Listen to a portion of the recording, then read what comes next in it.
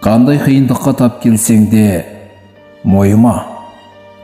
Алдындағы барлық есік жабылып, құлыптанып қалса да, оның сені ешкім білмес бір жасырын соқпаққа салып жібереріне күмәнің болмасын.